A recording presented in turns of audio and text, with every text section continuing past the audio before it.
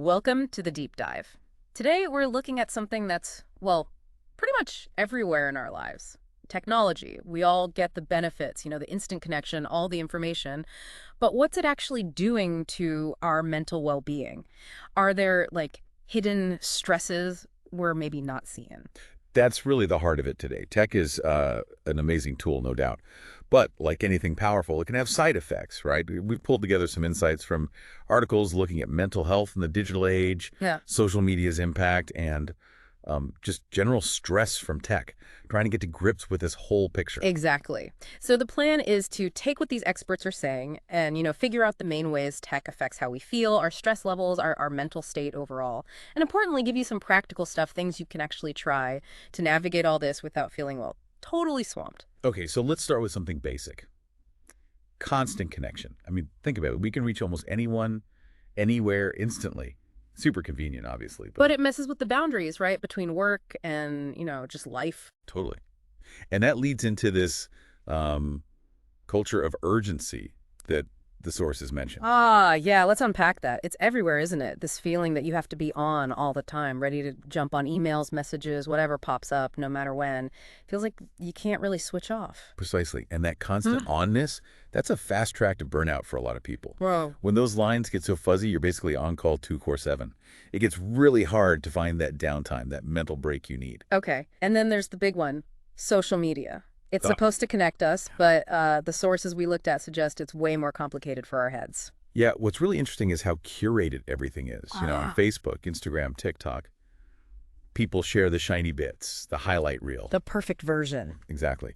And the research shows that when we compare ourselves to these seemingly better lives online, they call it an upward social comparison, it can really knock our self-esteem. Those feeds are almost designed to make us compare. That's so true. You see the amazing holidays, the big promotions, and you forget it's just a snapshot, often a heavily edited one. And there's data on this. Oh, yeah. Studies definitely link heavy social media use with feeling more lonely, sad, anxious. Mm, Especially for younger people, teens and young adults seem particularly affected. right. And think about how these platforms work. Getting likes, positive comments that triggers dopamine in your brain. It's like a little reward signal. Makes you want more. Exactly. It can create this cycle where you're constantly seeking that outside approval. And if you don't get it or don't get enough, it can genuinely mess with your sense of self-worth. It's Mm. almost like a digital slot machine keeping you hooked. Yeah, pulling the lever for that little hit. Okay, and tied into all this is just the sheer amount of information flying at us constantly. Yeah, connect that to the bigger picture, that flood of news updates. It's meant to keep us in the loop, but wow, it gets overwhelming fast. Especially during a crisis. Oh, definitely. That nonstop stream, often negative stuff, it just cranks up the stress. It's like trying to drink from a fire hose too much too fast. You end up just feeling frazzled. So constant connection, constant comparison, constant information overload. It makes sense then that the sources talk about this idea of digital stress. Exactly. Digital stress is basically that feeling of strain, being overwhelmed, specifically from dealing with technology, managing all the messages, trying to keep work and life separate when they're all mixed up digitally, even just keeping up with new apps and updates. Yeah. It all adds up. And a huge part of that stress, I think, is the pressure for quick replies. It's like this unwritten rule now. You get a message, you got to respond ASAP. Work email at 10 p.m., friends text, same pressure. Absolutely. That constant expectation just feeds into general anxiety. It makes it hard to just be present. Yeah. Because there's always that potential buzz in your pocket demanding attention. And that ties into FOMO, right? Fear of missing out. Social media totally pours fuel on that fire, that itch to just check your phone, see what's happening just in case. FOMO is a huge driver of that constant checking. It keeps us glued to our devices, creates this anxious loop, and ironically, often makes us feel more like we're missing out, not less. We should also touch on Zoom fatigue. I feel like pretty much everyone knows that feeling after back-to-back video calls. Just wiped out. Yeah, and what's interesting there is apparently it takes more focus in virtual meetings. You don't get all those little nonverbal cues you rely on face to face.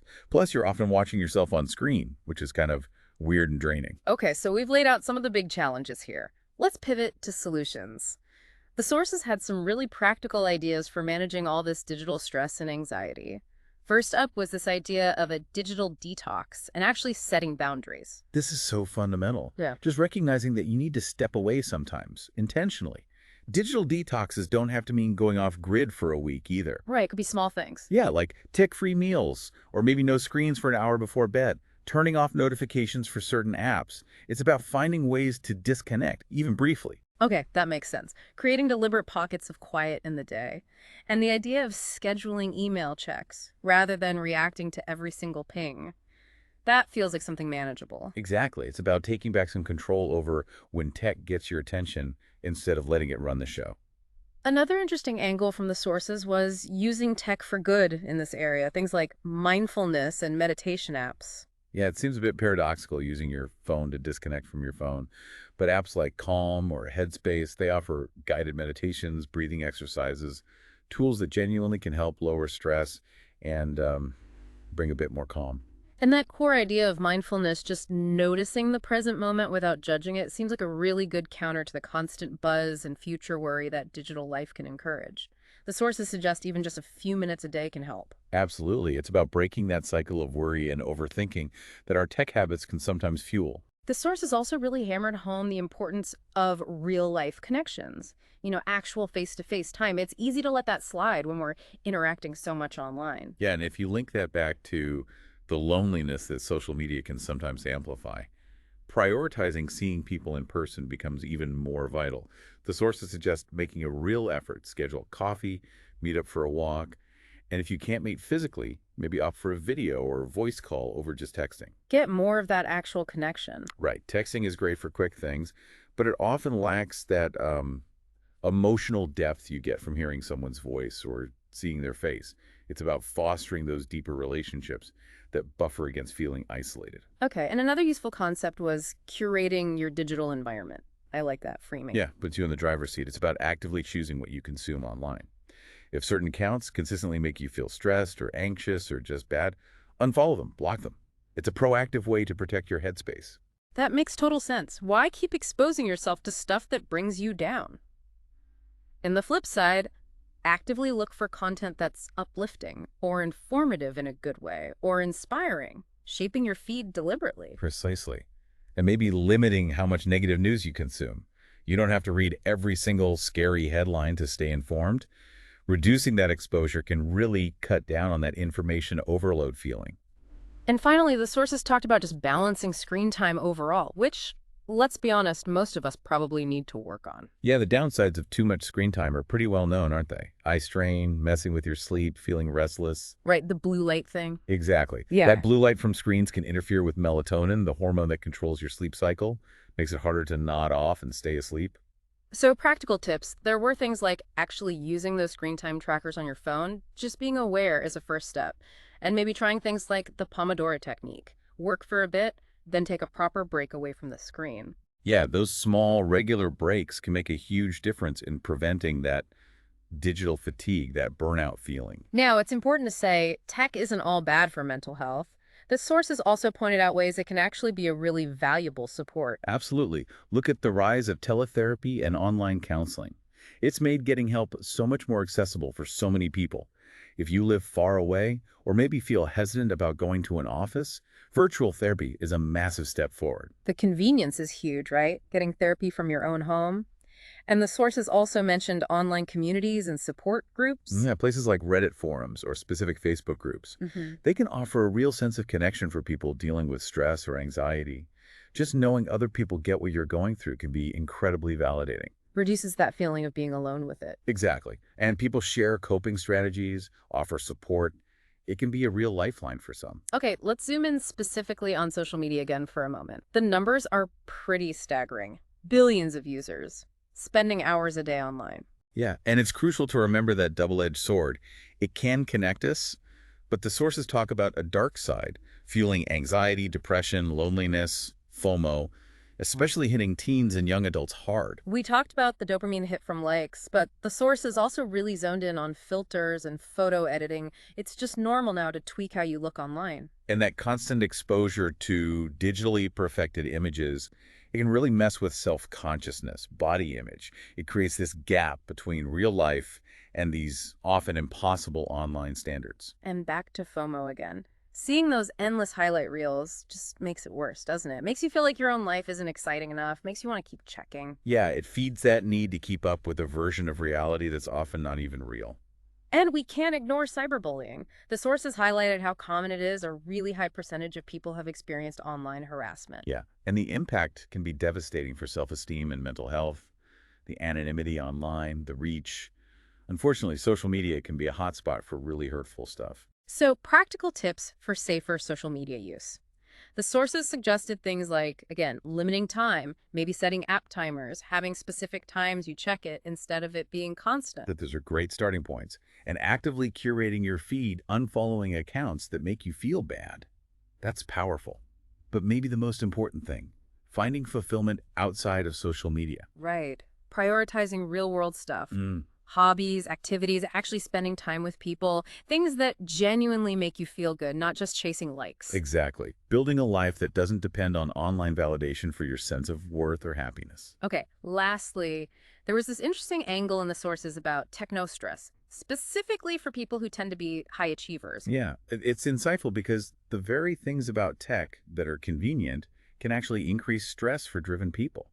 That incredible convenience just fuels the fire to do more, be more productive, almost relentlessly. And the instant access to information, it can flip from useful learning to this compulsive need to know everything, consume every piece of data. That's right. And the global connectivity. For high achievers, it can ramp up the feeling of competition, constantly seeing what others are achieving online. Which feeds into information overload, again, feeling like you always have to keep up, which is exhausting. And social comparison gets even more intense if you're already wired to compare and excel. It can really create a perfect storm for digital burnout. Uh-huh. Those work-life boundaries just evaporate under the pressure to be always on, always productive, and sleep disruption. That's a huge issue if you already struggle to switch off. And ironically, even with all the connection, high achievers can feel more isolated if their main focus becomes online accomplishments rather than real-world relationships. So the advice tailored for this mindset, again, strict digital boundaries are key. Making time for actual digital detox periods. Mindfulness comes up again too, right? To manage that internal drive. Definitely. And physical activity is a stress reliever, Yeah. plus consciously nurturing those offline connections. Ultimately, for high achievers, it's about maybe stepping back, reflecting on what really matters beyond just constant achieving and finding a healthier, more sustainable way to engage with all this tech. So wrapping this deep dive up, the big picture seems clear. Technology has this massive, complex impact on our mental health. Huge benefits, yes, but also some pretty significant challenges around stress and anxiety. And managing it really seems to come down to awareness, knowing how it affects you, plus being intentional about setting boundaries and actively using tech in ways that support your well-being, not undermine it. It really boils down to finding your own personal balance, doesn't it? Prioritizing both your digital health and those essential real-life connections that actually feed your soul, so to speak. Which leaves us with a really important thought for you, the listener.